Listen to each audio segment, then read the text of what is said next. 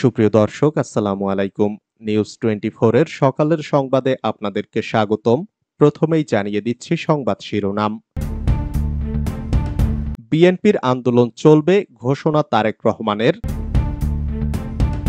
ভারতের সঙ্গে সম্পর্ক হবে ন্যায্যতা ও সমতার ভিত্তিতে, যা বললেন প্রধান উপদেষ্টা ডক্টর ইউনূস।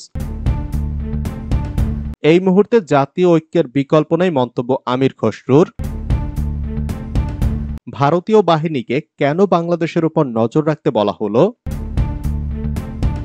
দ্রুত ও দৃঢ় সিদ্ধান্ত গ্রহণে ব্যর্থতা অন্তর্বর্তী সরকার নিয়ে হতাশার জন্ম দিচ্ছে। শুনছিলেন সংবাদ শিরোনাম। পুরো খবর পেতে ভিডিওটি শেষ পর্যন্ত দেখুন। সর্বশেষ সংবাদ পেতে চ্যানেলটি সাবস্ক্রাইব করুন। এবার বিস্তারিত। বিএনপির আন্দোলন চলবে, ঘোষণা তারেক রহমানের। বিএনপির ভারপ্রাপ্ত চেয়ারম্যান তারেক রহমান বলেছেন, জনগণের অধিকার প্রতিষ্ঠার জন্য, ভোটের অধিকার প্রতিষ্ঠার জন্য দেশের বিএনপির লক্ষ লক্ষ নেতাকর্মী গুম খুনের শিকার হয়েছে। জনগণের আন্দোলনে, জনতার অভ্যুত্থানে স্বৈরাচারের পতন ঠিকই হয়েছে, কিন্তু এখনো আমাদের লক্ষ্য অর্থাৎ জনগণের রাজনৈতিক অধিকার এখনো অর্জিত হয়নি। কাজেই আমাদের আন্দোলন শেষ হয়ে যায়নি। যতক্ষণ পর্যন্ত জনগণের ভোটের অধিকার, কথা বলার অধিকার প্রতিষ্ঠিত না হবে, ততক্ষণ পর্যন্ত বিএনপির আন্দোলন অব্যাহত থাকবে। সাতক্ষীরার কলারোয়া উপজেলা বিএনপি আয়োজিত Kalaroa pilot high school football মাঠে রবিবার বিকেলে অনুষ্ঠিত এক বিশাল জনসভায় ভার্চুয়ালি প্রধান অতিথির বক্তব্যে তিনি এসব কথা বলেন। তারেক রহমান বলেন, প্রতিবেশী দেশের ফাঁদে পা দিয়ে কিছু রাজনৈতিক দল বিভ্রান্ত হয়ে কিছু কথা বলছে। বিএনপির ভারপ্রাপ্ত চেয়ারম্যান বলেন, দেশের ভেতরে বাইরে যারা কলকাঠি নাড়ছে তারা চায় না দেশে গণতন্ত্র ফিরে আসুক। এক যুগেরও বেশি সময় ধরে সমগ্র বাংলাদেশের মানুষ নির্যাতিত হয়েছে। কলারোয়া সাতক্ষীরার মানুষের প্রমাণ, 2 যুগ ধরে আন্দোলনের মাধ্যমে দেশ স্বৈরাচার মুক্ত হয়েছে। তারেক রহমান সাতক্ষীরার আম, চিংড়ি, মাছ ও সুন্দরবনের কথা উল্লেখ করেন এবং এখানকার সম্ভাবনাময় পণ্য উৎপাদন ও সংরক্ষণের মাধ্যমে বেকার যুবকদের কর্মসংস্থান গড়ে তোলার উদ্যোগ গ্রহণের কথা জানান। ভারতের সঙ্গে সম্পর্ক হবে ন্যায্যতা ও সমতার ভিত্তিতে, যা বললেন প্রধান উপদেষ্টা ডক্টর ইউনূস। অন্তর্বর্তী সরকারের প্রধান উপদেষ্টা অধ্যাপক ডক্টর মোহাম্মদ ইউনূস প্রতিবেশী দেশগুলোর সঙ্গে সমতা ও ন্যায্যতার ভিত্তিতে সম্পর্ক এগিয়ে নেওয়ার উপর গুরুত্ব আরোপ করেছেন। বৈষম্য বিরোধী ছাত্র আন্দোলনের শিক্ষার্থীদের উদ্দেশ্যে তিনি বলেন, ভারতের সঙ্গে বাংলাদেশের সুসম্পর্ক দরকার, কিন্তু সেই সম্পর্ক হবে ন্যায্যতা ও সমতার ভিত্তিতে। অন্তর্বর্তী সরকারের 1 মাস পূর্তি উপলক্ষে বৈষম্য বিরোধী ছাত্র আন্দোলনে অংশ নেওয়া 150 জন ছাত্র প্রতিনিধি রোববার সরকার প্রধানের সঙ্গে মতবিনিময় করেন। সেখানেই প্রধান উপদেষ্টা কথা বলেন। রাজধানীর তেজগাঁওয়ে অবস্থিত প্রধান উপদেষ্টার কার্যালয়ে এই মতবিনিময় অনুষ্ঠিত হয়। এই মুহূর্তে জাতীয় ঐক্যের বিকল্প নেই, মন্তব্য আমির খসরুর। বিএনপির স্থায়ী কমিটির সদস্য আমির খসরু মাহমুদ চৌধুরী বলেছেন, অন্তর্বর্তী সরকারকে জাতীয় ঐক্যের মাধ্যমে কাজগুলো সম্পূর্ণ করতে হবে। এই মুহূর্তে জাতীয় ঐক্যের বিকল্প নেই। যে শক্তি দেশকে রাজনৈতিক, অর্থনৈতিক ও সামাজিকভাবে ধ্বংস করে দিয়েছে, সেই শক্তিকে যদি পরাজিত করতে হয়, জাতীয় ঐক্যের মাধ্যমে যে ঐক্যমত সৃষ্টি হয়েছে সেটাকে অক্ষুণ্ণ রাখতে হবে। আমির খসরু বলেন, বাংলাদেশটা আমার, এটা এখন আমরা প্রত্যেককে বলতে পারি। এখন সময় বদলে গেছে। যারা নিজের জীবন দিয়েছে, পঙ্গু হয়েছে, গুম হয়েছে, চাকরি হারিয়েছে, বাড়িঘর ছেড়েছে, তাদের ত্যাগকে স্বীকার করতে হবে। সর্বশেষ ছাত্র আন্দোলনের সফল পরিসমাপ্তি হয়েছে। ভারতীয় বাহিনীকে কেন বাংলাদেশের উপর নজর রাখতে বলা হলো? সাবেক প্রধানমন্ত্রী শেখ হাসিনা ক্ষমতাচ্যুত হওয়ার পর পাল্টে গেছে অনেক হিসাব নিকাশ। বিশেষ করে প্রতিবেশী ভারতের সঙ্গে সম্পর্কটা বিবেচনা করা হচ্ছে নতুন আঙ্গিকে।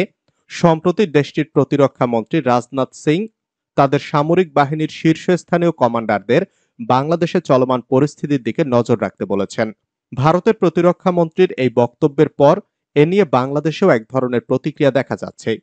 এ বিষয়ে ভারতীয় সশস্ত্র বাহিনীকে কেন বাংলাদেশের উপর নজর রাখতে বলেছেন মন্ত্রী রাজনাথ সিং, এই শিরোনামে একটি প্রতিবেদন প্রকাশ করেছে বিবিসি বাংলা।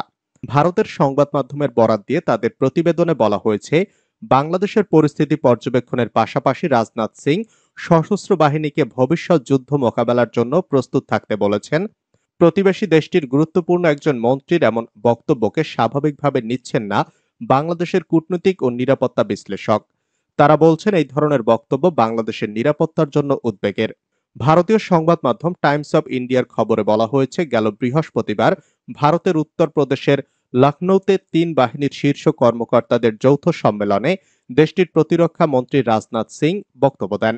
সেখানে তিনি বলেন, ভারত শান্তিপ্রিয় দেশ, শান্তি রক্ষার জন্য ভারতের সশস্ত্র বাহিনীকে যুদ্ধের জন্য প্রস্তুত থাকতে হবে। রাজনাথ সিং তার বক্তব্যে গণ অভ্যুত্থান পরবর্তী বাংলাদেশের বর্তমান পরিস্থিতির বিষয়ে বলতে গিয়ে রাশিয়া ইউক্রেন ও হামাস ইসরায়েলের প্রসঙ্গ টেনেছেন। প্রতিবেশী দেশগুলোর পাশাপাশি উত্তর পূর্ব সীমান্ত পরিস্থিতির উপরও নজর রাখতে বলেছেন। এ নিয়েই আপত্তি বাংলাদেশের কূটনীতিক ও নিরাপত্তা বিশ্লেষকদের।